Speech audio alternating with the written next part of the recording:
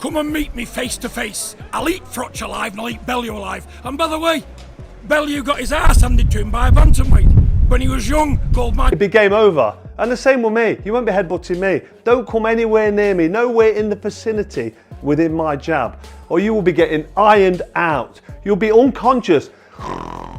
You'll be snoring before you hit the floor. Big John Fury, the bare knuckle champion, the fighting man. You'll be asleep before you hit the floor. So don't talk rubbish. Let's just move. Breaking news in the boxing world as Carl Froch has reportedly confronted John Fury at the airport following recent verbal attacks. Tensions have escalated rapidly, with Froch refusing to stay silent. The situation is quickly intensifying, and this could be the beginning of something much bigger.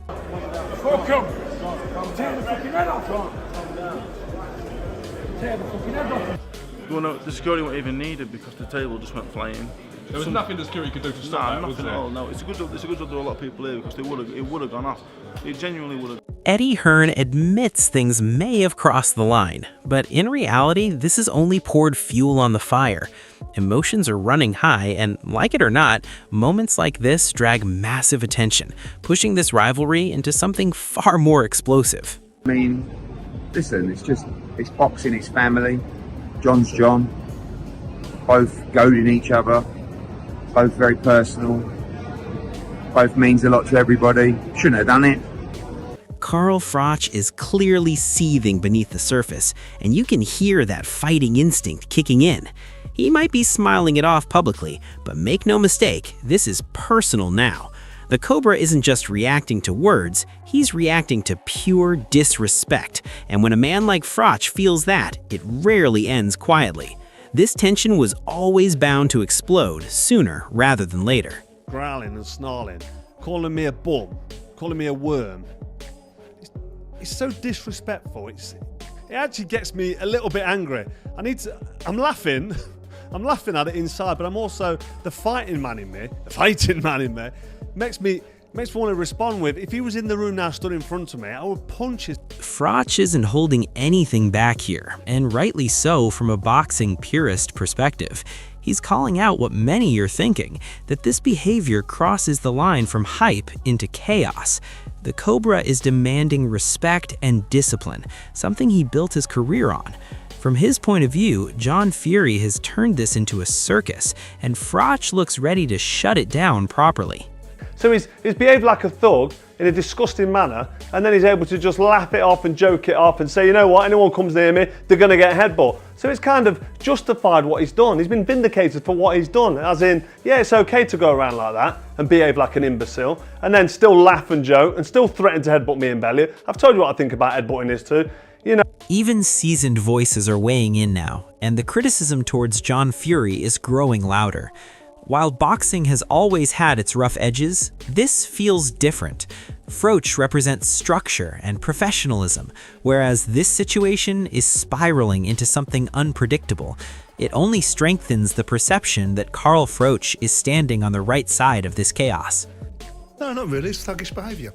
John Fury's, is boorish, thuggish, unedifying, unpalatable, uncouth, vulgar behaviour. Absolutely.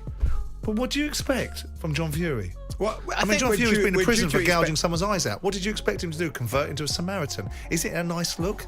No. Was it a nice look over the years in boxing about so many things? This ridiculous sentimentalising of society and expecting everyone to behave in their best version of themselves. That emotional volatility is exactly what makes John Fury so dangerous, but also so unpredictable. Johnny Nelson highlights the key issue here: control. Carl Froch thrives on control inside and outside the ring, while John Fury seems to lose himself in the moment. That contrast is what's driving the situation further, and it's exactly why Froch looks like the composed figure in all of this. Pressure is now on John to behave himself. He's distracted a lot of attention and talk, and I'm quite sure someone will have a word with Matt. The authorities will have a word. John Fury is doubling down, showing absolutely no signs of backing off, and that only adds more fuel to this already heated situation.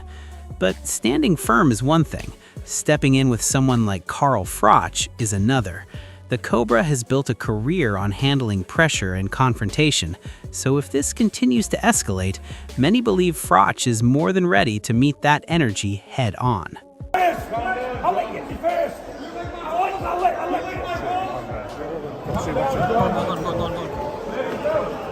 Pain Game highlights a major contradiction in John Fury's stance, pointing out that despite all the bold claims, real opportunities seem to be ignored. From a boxing fan's perspective, Carl Froch represents the opposite mentality, a fighter who never ducked challenges, making this comparison even more telling. Within my jab, or you will be getting ironed out. You'll be unconscious. You'll be snoring. Gareth A. Davies describes just how close the situation came to turning into complete chaos, with massive entourages and global media present. He makes it clear that without quick intervention, things could have escalated badly, reinforcing how volatile the presence of John Fury can be in such moments. It could have been a huge brawl in there because both entourages are huge, about 25 in each team. There's about 150 international media here as well in the mezzanine floor. It was still dramatic anyway. But thankfully the security did a great job as well and calmed it all. Johnny Nelson openly backs Carl Froch when it comes to a real physical encounter, while also acknowledging that John Fury has successfully created hype. His view reflects what many are thinking. Excitement aside, Froch is still seen as the more dangerous and capable man. Froch I'm fine, because I'm quite sure Carl's going to rip the life out of John after today. I think John did a job. John did a job and got the excitement going, got people talking. That's exactly what he did. Ade Oladipo points out the unpredictability of John Fury's actions, questioning what his real intention was in that heated moment.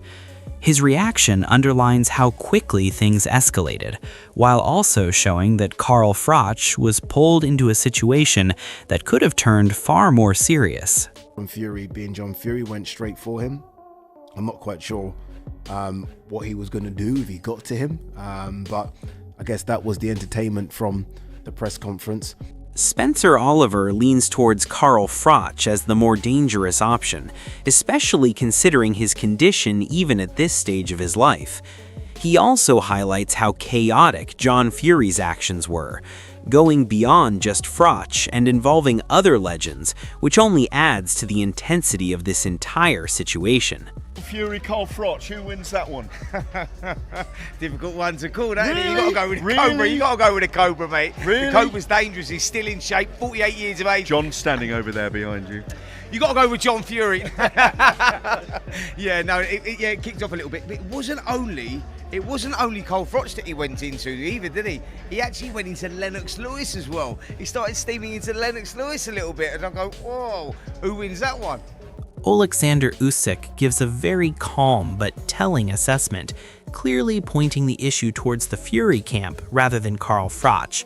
From his perspective, this is not just a heated moment, it is a pattern of behavior. When someone is composed and respected as Usyk labels it as a problem within the team, it carries serious weight. Carl Froch, on the other hand, is being seen as the one reacting to provocation rather than causing it. That distinction matters in boxing, especially when fans and fighters start choosing sides. It reinforces the idea that Froch is standing his ground, while the chaos is being driven from the opposite side. Bad behavior, Fury team, Fury father. It's problem only Fury. Roman Fury comes in with full defense of his father, trying to flip the narrative and present John Fury as the one being targeted. However, from a neutral boxing fan's view, this sounds more like emotion than fact. Carl Froch has not hidden from any challenge in his career, and even now he is standing firm rather than backing away. The confidence from the Fury side is loud, but Froch's credibility is built on years of elite-level fights. There's a clear difference between defending family pride and facing a seasoned former world champion like Froch, and that gap is hard to ignore. Come